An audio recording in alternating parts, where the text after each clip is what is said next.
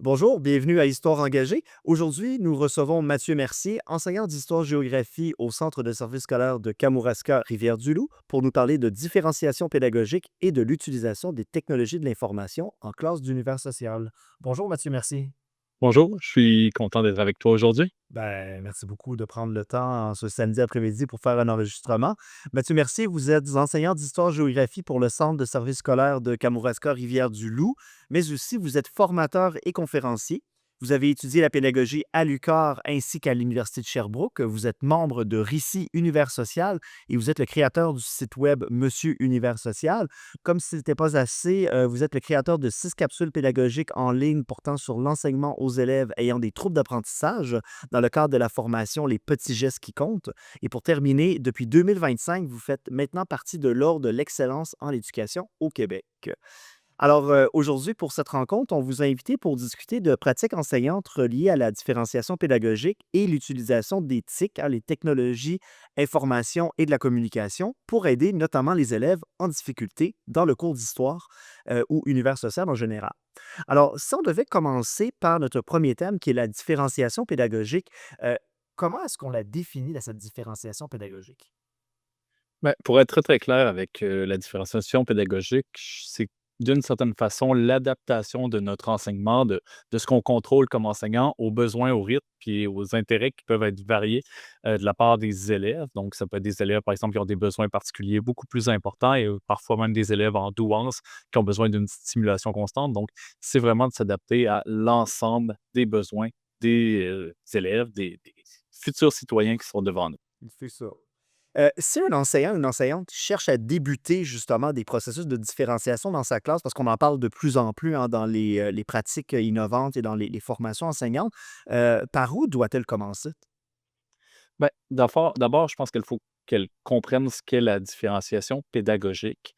Il faut comprendre qu'elle se décline en fait en 3 parties. D'abord, la flexibilité. La flexibilité, on peut parler d'adaptation des contenus, des processus, des structures ou de la production des élèves. Donc, d'abord, de comprendre qu'il y a de la flexibilité, qu'il y a des mesures d'adaptation qui se retrouvent bien souvent dans les plans d'intervention avec lesquels les enseignants ont été habitués de travailler, mais aussi dans la modification des attentes, ce qui est un peu plus rare, dans les cheminements, par exemple, réguliers ou les cheminements, des programmes particuliers.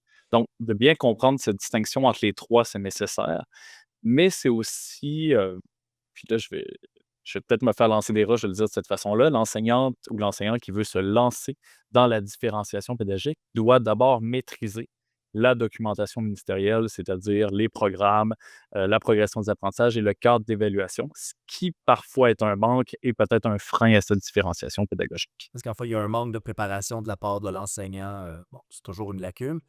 Quand vous parlez de flexibilité, est-ce que vous pouvez peut-être définir ce qu'on entend par une flexibilité pédagogique?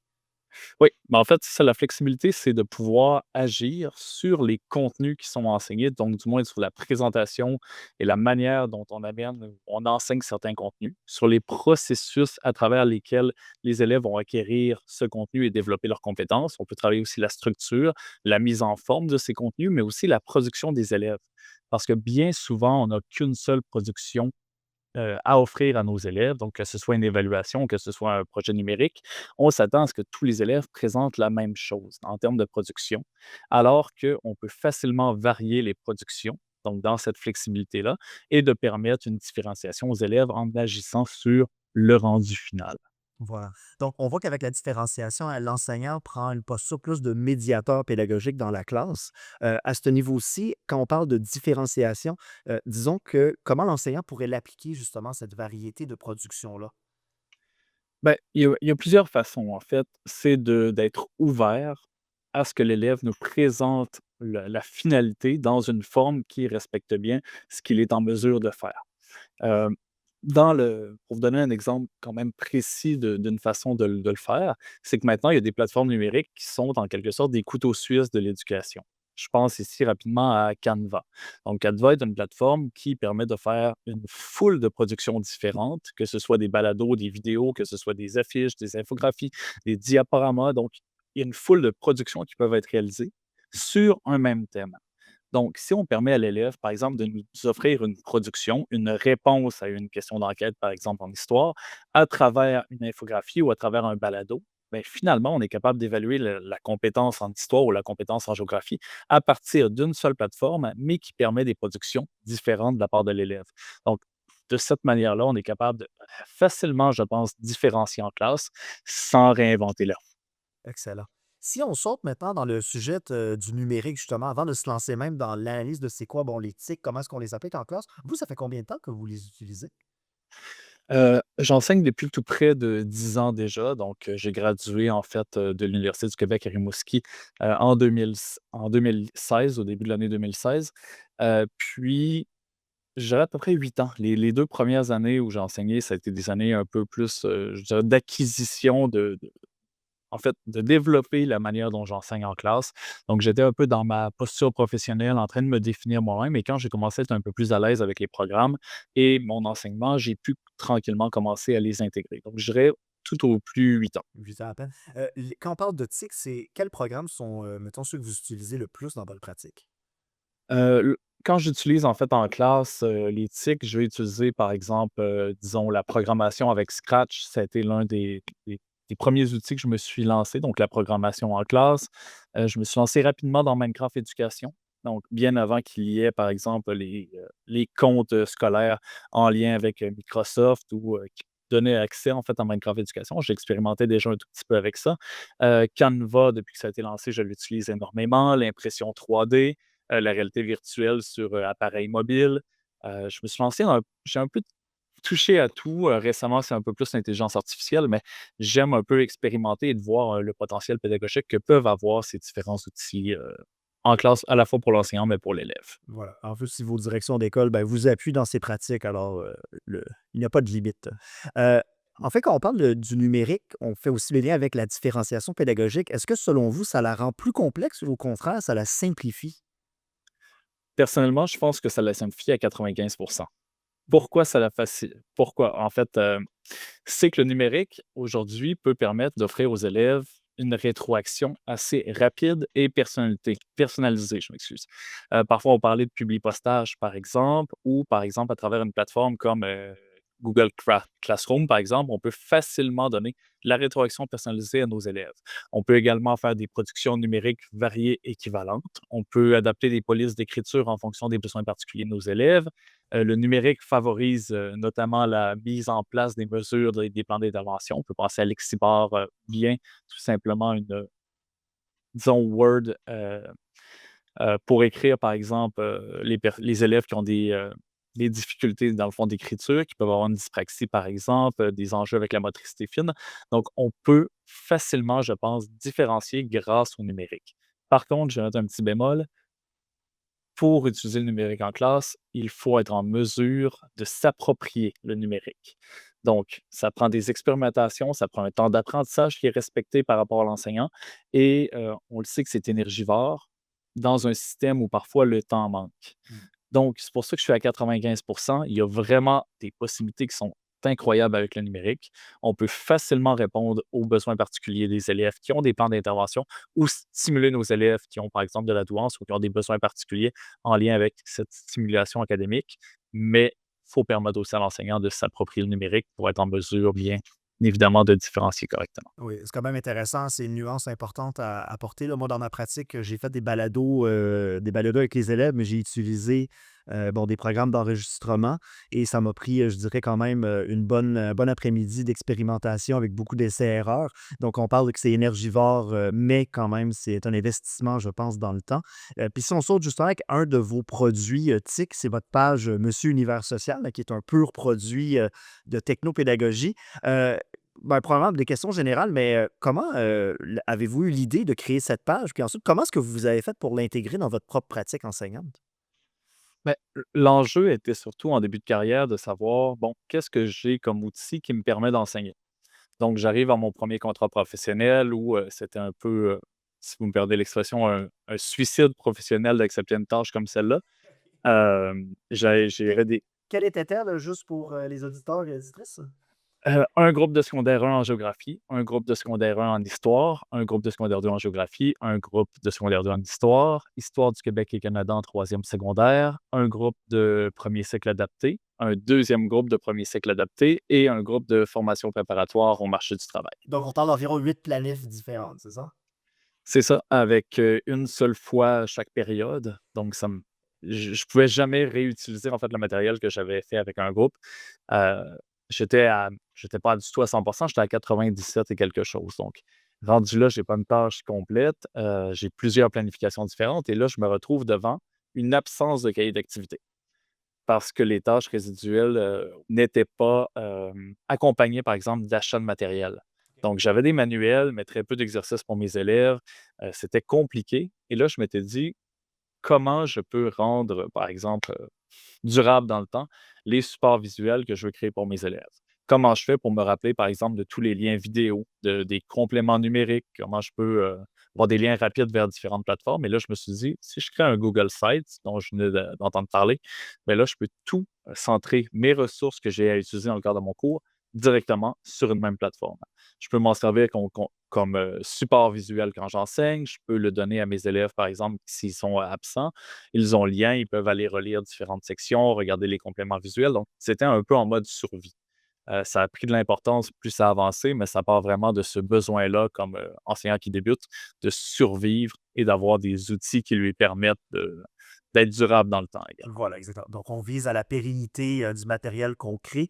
Peut-être pour faire du pouce là-dessus, en univers social, comment les TIC peuvent-elles enrichir la compréhension justement du concept du temps, du territoire, des enjeux sociaux? Donc, vu que notre revue traite beaucoup d'histoires de marginalité sociale, donc comment est-ce que ces TIC vont aider l'enseignant à développer sur ces thèmes? Je vais donner un exemple encore une fois et disons ici pour la compétence interpréter un enjeu territorial en géographie au premier cycle du secondaire. Donc, on a par exemple un territoire qui peut être par exemple le territoire parc naturel ou on peut parler d'un territoire énergétique avec des enjeux qui touchent directement nos élèves. Donc, prenons les îles Galapagos. Les îles Galapagos qui sont un parc national de l'UNESCO, par exemple, c'est protégé par l'UNESCO. On peut voir qu'il y a des espèces qui sont endémiques, qui se sont développées là-bas d'une façon complètement différente des autres variétés de la même espèce. Donc, nous avons cet enjeu-là, donc de protection de ces espèces endémiques. Nous avons aussi un besoin de le mettre en valeur puisque c'est protégé par l'UNESCO. Donc, il faut le rendre disponible pour la population. Mais où est cette espèce d'équilibre entre protection et mise en valeur du patrimoine? Donc, à travers, par exemple, un outil comme Minecraft Éducation, les élèves se retrouvent, par exemple, sur ces îles Galapagos et doivent aménager le territoire en respectant cet équilibre. Donc, doivent prendre des décisions qui favorisent à la fois le tourisme, mais qui protègent d'une certaine façon ces espèces. Un peu la même chose sur le territoire énergétique, où on a, par exemple, différents acteurs qui, eux, doivent en fait, les élèves doivent aller consulter chacun de ces acteurs-là pour savoir quels sont les enjeux pour, par exemple, les communautés autochtones, comme, par exemple, les différents biologistes ou les environnementalistes. On doit tenter de respecter plusieurs positions pour, encore une fois, trouver un équilibre et respecter le développement durable en impliquant à la fois les membres de la communauté, mais aussi, le développement économique dans une région. Donc, Minecraft Éducation permet, par exemple, d'amener l'élève à interpréter l'enjeu et à proposer une réponse à cet enjeu-là. Ça, c'est une façon, je pense, qui est intéressante d'utiliser l'éthique pour pour aborder les enjeux des différentes communautés, que ce soit une minorité ou que ce soit une Première Nation, par exemple, et d'intégrer leurs enjeux dans la réflexion académique de l'élève. Donc, il y a ça ici pour développer le temps, par exemple, et cette compréhension du temps, on pourrait parler euh, à la fois de la conception d'une ligne du temps numérique. On pourrait impliquer différentes communautés sur cette ligne du temps numérique. On a pensé, par exemple, aux luttes des Autochtones. Il y a une tâche notamment qui est 11 nations, 11 événements de la dépossession territoriale des Autochtones. Donc, en travaillant la ligne du temps et en travaillant le temps, on peut voir comment, par exemple, la dépossession chez les Autochtones va justement évoluer pour nous amener à la situation actuelle. Donc, je pense qu'avec certains outils numériques, on est en mesure de mieux comprendre à la fois ces communautés qui ont été marginalisées, mais aussi d'amener les élèves à être des meilleurs citoyens à l'échelle locale, mondiale ou même. Tout. Sauver la planète, rien de moins. Mais justement, on parle justement de l'engagement des jeunes dans la classe. Comment les jeunes, est-ce qu'ils réagissent-ils justement à l'utilisation d'éthique? En fait, les jeunes, souvent, sont motivés. Ça, c'est le premier argument qui ressort quand on parle à quelqu'un qui intègre les tireurs en classe. Oui, la motivation, la motivation, la motivation. Par contre, un autre bémol ici. Oui, les élèves sont motivés. Cependant, si on veut utiliser un outil numérique en classe, ça prend une période d'explicitation des différentes fonctionnalités de la plateforme. Ça prend un carré de sable. Donc, on présente les limites du carré de sable. Voici ce que cet outil fait. Voici ce que tu dois faire avec l'outil. Voici de quelle façon tu peux le faire. Et une fois que cette explicitation, cette modélisation en classe est réalisée, là, on peut se lancer et évidemment, on va avoir une motivation et un sentiment de compétence à être présent chez les élèves. Cependant, si on ne le fait pas et qu'on pense que uniquement la motivation va permettre de s'en sortir dans le développement d'un projet numérique, c'est pas possible. Au contraire, on va voir du découragement, on va voir un enseignant qui court à droite et à gauche dans la classe, qui va être lui aussi démotivé de l'utilisation du numérique et on va aussi, si on ne le fait pas, développer peut-être une fracture numérique entre les élèves qui sont doués naturellement avec le numérique, des élèves qui ont été stimulés parfois à la maison à l'aide du numérique et on pourrait sans le vouloir le faire, augmenter cette fracture-là qui existe entre les personnes qui l'utilisent et ceux qui ne l'utilisent pas. Quand on parle de ce temps d'adaptation, de cette modélisation, on parle de quoi? Une période environ? Parfois, ça peut être moins. Récemment, on a travaillé, par exemple, les différentes communautés autochtones en classe au Québec. Donc, on avait à utiliser Google Earth pour réaliser une carte interactive de ces différentes nations pour voir un peu les endroits où ils se situent sur le territoire du Québec. Donc, on a vu, par exemple, que la nation, Première nation Wolastoqey était présente directement à Rivière-du-Loup, plutôt à Kakuna, et présente un peu sur ce territoire-ci. On a vu également, par exemple, que les Mi'kmaq étaient présents plus dans la Gaspésie. Donc, uniquement de placer les différentes communautés autochtones sur cette carte de Google Earth leur a permis d'avoir une compréhension des différentes nations qui sont présentes un peu partout sur le territoire. J'ai pris environ 20 minutes pour leur présenter les fonctionnalités de Google Earth, comment se créer une carte sans compte, comment l'exporter, comment la déposer sur Teams, comment ajouter un repère. Et en 45 minutes, les élèves avaient été en mesure de placer 22 communautés autochtones sur la carte du Québec. Donc, c'est rentré dans une seule période en entier en considérant cette explicitation, cette modélisation, puis la réalisation numérique des élèves. Donc, dépendamment de l'outil, ça peut être plus rapide ou plus long, mais c'est quelque chose qui, je pense, doit être fait en amont. Super. Si on va maintenant peut-être dans un cas vraiment plus concret, on vous avait demandé de nous présenter, dans le fond, un de vos projets qui mêle justement différenciation pédagogique et l'éthique, donc vraiment à l'origine du projet, de la structure. En fait, quel projet allez-vous, nous présenter? Ben, ce que j'aime beaucoup faire, ici, j'ai une clientèle, qui est dans l'éducation internationale. Donc, j'ai des groupes, par exemple, au régulier, pas au régulier, mais dans le cheminement international qui, eux, doivent être évalués, oui, avec certains critères, du PEI, mais aussi avec, notamment les critères disciplinaires des différentes compétences. Bon. Cependant, c'est un projet que je peux réaliser au régulier assez facilement. Donc, mon projet, c'est de regarder, par exemple, un film qui est, par exemple, soit une fiction historique ou du moins qui touche l'histoire, parfois en détail et parfois, on va de façon très pointue sur, un sujet. Donc, on écoute un film en classe, donc un film historique. Je vais vous donner un exemple ici. Disons le film 3. 3, je sais tout à fait que, c'est un film qui et 16 ans et plus, qui doit être accompagné d'un adulte dans différents contextes. Donc, à la base, avant de Je nous en faire un film. j'aimerais peut-être juste rajouter, le film 3, c'est ce qui raconte la guerre épique de Oui. Troie, faite en 2004 avec Brad Pitt, mais qui oublie, qui volontairement ne met pas les dieux, présents dans l'histoire. Tout à fait. Donc, disons que j'écoute le film 3. Je peux aussi visionner, par exemple, Le Royaume des cieux, qui date aussi du début des années 2000, où on présente, par exemple, les croisades, mais vraiment la posture très européenne des croisades, moins la posture, disons, du côté de Saladin. Donc, on visionne un film en classe sur différents sujets. L'élève, dans sa différenciation pédagogique, va choisir un thème qui est présent dans le film. Donc, tous les élèves n'auront pas le même thème, ça va vraiment avec ce qu'ils souhaitent. Ce film est accompagné d'un adulte, évidemment. J'ai l'autorisation des parents. Ma direction est au courant qu'on va visionner un film qui est peut-être plus supérieur à l'âge de mes élèves. Donc, les élèves se choisissent un thème qui sera représenté dans le film. Il y a une certaine flexibilité sur justement le thème qu'ils vont choisir. Certains vont prendre le thème de la cause de la guerre de Troie, pour vous donner cet exemple-là, et ne seront pas confrontés par la suite aux épisodes un peu plus violents dans le film. Donc, ils vont prendre une prise de notes dans la forme qu'ils le souhaitent. C'est-à-dire que pendant le film, ils vont prendre des notes sur la manière dont je reste sur le thème de je vais rester sur le sujet de La guerre de Troie. la cause de la guerre de Troie, tout à fait. Et ils vont prendre des notes dans la forme qu'ils souhaitent. S'ils décident justement de faire un organisateur graphique pour prendre des notes, s'ils souhaitent le faire manuscrit, ils peuvent le faire aussi. S'ils veulent le faire à l'ordinateur, aucun problème. Par la suite, l'élève va devoir comparer le thème qui est présent dans le film avec l'information présentée dans le dossier documentaire. Donc, à ce moment-là, l'élève va réaliser sa comparaison, va voir des éléments de similitude, des éléments de différence. Donc, je travaille mes opérations intellectuelles un peu de façon détournée. Et par la suite, l'élève va avoir à réaliser une analyse critique du film à l'aide de Canva dans une production de son choix.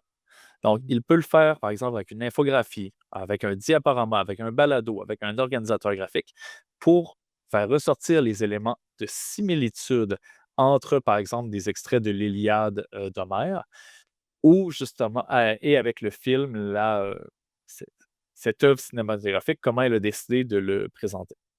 Donc, l'élève va dire, par exemple, dans le film, on a vu évidemment que Paris, bon, prend la femme de Ménélas et repart avec à Troie. Cependant, toute l'histoire de la pomme qui devait être donnée à l'une des divinités, une des déesses grecques, ben ça, ici, c'est pas présenté dans l'œuvre. Donc, on voit que c'est une histoire d'amour qui a mécontenté un homme et que cet homme, bon, a voulu ensuite aller faire la guerre de Troie pour récupérer sa femme. Mais on voit que c'est pas du tout présenté de la même façon, du moins qu'il y a quand même des éléments de différence quand même plutôt importants. Fait que l'élève ici va subir, ou du moins on va différencier cette production de l'élève par justement le choix de la présentation sur Canva, mais aussi dans le thème que l'élève a choisi. Donc, il y a de la flexibilité à la base, de la flexibilité à la fin. L'élève qui a le droit à son outil numérique, par exemple, avec Lexibar, par exemple, son prédicteur de mots ou autre chose, ben, euh, va pouvoir l'utiliser à l'intérieur, notamment de Word, d'Adobe, par exemple.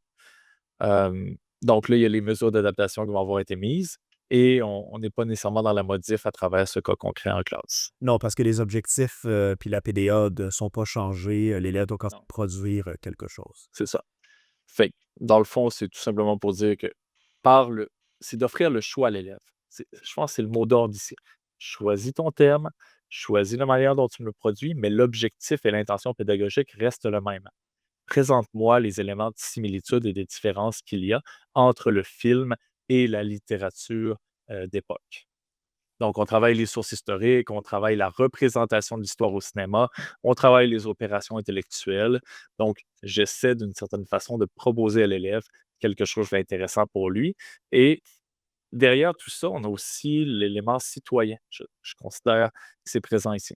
Parce que l'élève doit avoir un regard critique sur ce qu'on présente, sur les représentations de l'histoire. On le voit de plus en plus sur les médias sociaux, on le voit sur TikTok, on voit des courtes vidéos, on voit des reels, par exemple, sur YouTube ou que ce soit sur TikTok, où on nous présente une vision de l'histoire. Est-elle toujours bonne? Et comment peux-tu valider de l'information vidéo qui t'est présentée sur un sujet historique? Donc, il y a aussi ce travail-là qui est fait derrière que je considère être super intéressant pour former les élèves à la vie citoyenne. Bonjour, je me permets d'intervenir juste pour poser une question. Déjà, bonjour Mathieu Mercier, c'est super intéressant tout ce que vous nous dites. C'est vraiment plein d'initiatives, que c'est vraiment un plaisir de les découvrir.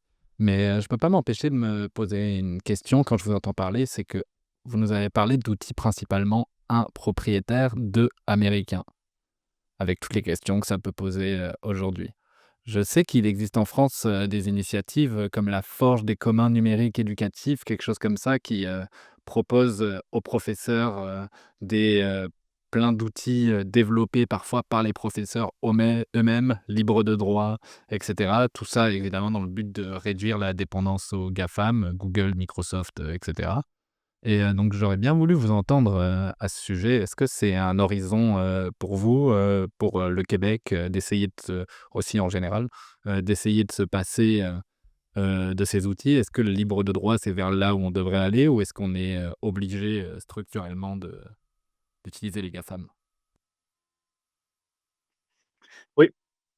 Ben, en fait, c'est que j'ai un collègue aussi, de la Belgique qui est, depuis très récemment installé à Rivière-du-Loup, puis lui a exactement le même discours concernant les outils, open source.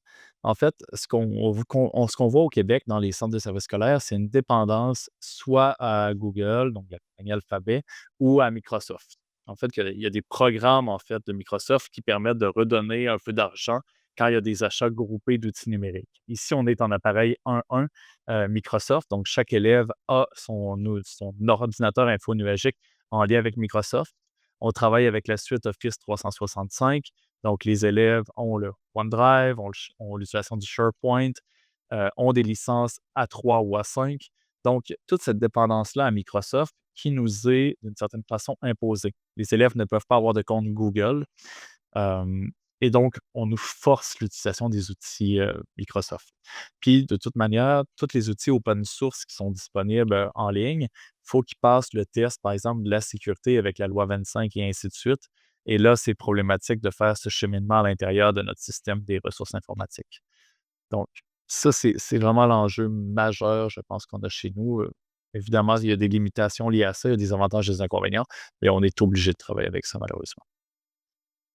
Monsieur, Mathieu Mercier, une des questions, ou peut-être une des problématiques qui pourrait être soulevée par peut-être les opposants d'éthique en classe, c'est qu'il y a une certaine dépendance de la technologie chez les jeunes. On sait que les élèves, de plus en plus, passent du temps devant des écrans, ça augmente la sédentarité.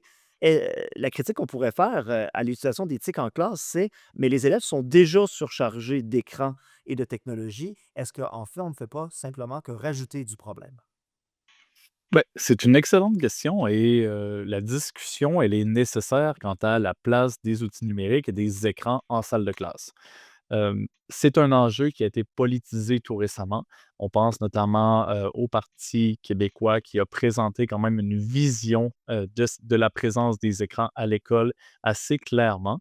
De mon côté, je pense que tout est dans la nuance encore une fois.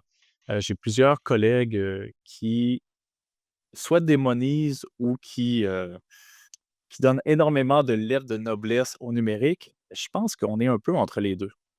Quelle est la bonne utilisation du numérique en classe et à quel moment elle supporte un apprentissage réel en classe. Est-ce que, par exemple, de présenter pendant 3 périodes, un film, un documentaire parce qu'on est absent et ainsi de suite, est-ce que c'est une bonne pratique pédagogique? On peut se poser la question.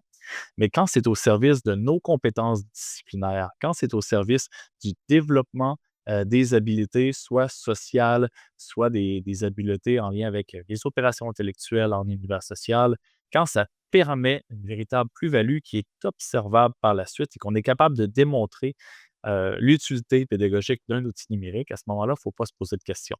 Mais je comprends qu'un élève, dans sa journée, le soir, la fin de semaine, peut être confronté à énormément d'outils et c'est là qu'il faut faire la part des choses. Évidemment, on a des ressources papier aussi, on a du papier crayon, on a des cahiers d'activités, on a des manuels, donc de varier entre le numérique et tous les outils qui sont à notre disposition, je pense que c'est la meilleure des choses à faire. On ne peut pas être 100% numérique ou 100% papier dans le monde qu'on vit actuellement. Il faut trouver l'équilibre, encore une fois, entre l'utilisation ou non du numérique. Mathieu Mercier, nous sommes déjà à la fin de notre entretien, mais avant de conclure, auriez-vous un conseil à donner à un enseignant-enseignante qui hésite encore à utiliser les TIC pour différencier ou généralement utiliser les TIC en général dans sa classe? Ben, le conseil, je pense, le plus important avant d'utiliser un outil numérique, c'est de s'assurer que les TIC répondent à une intention et un objectif pédagogique, plutôt que de vouloir à tout prix utiliser un outil auquel on tente de greffer des éléments du programme ou de la progression des apprentissages. C'est une erreur classique qui est réalisée et c'est peut-être la problématique des projets numériques qui ne fonctionnent pas. L'outil numérique doit être là pour donner, à la limite, un effet wow à ton objectif, mais il ne faut pas que ton objectif soit vraiment au service de l'outil. Il faut vraiment que l'outil soit au service de ton objectif et de ton intention pédagogique. C'est vraiment le mot d'ordre. Il faut toujours garder ça en tête. Alors, merci beaucoup, Mathieu Mercier, pour le temps que tu nous as alloué aujourd'hui. On te souhaite une belle journée et une belle continuation dans tes projets. Merci beaucoup. Merci de l'invitation. C'est un réel plaisir. Au revoir.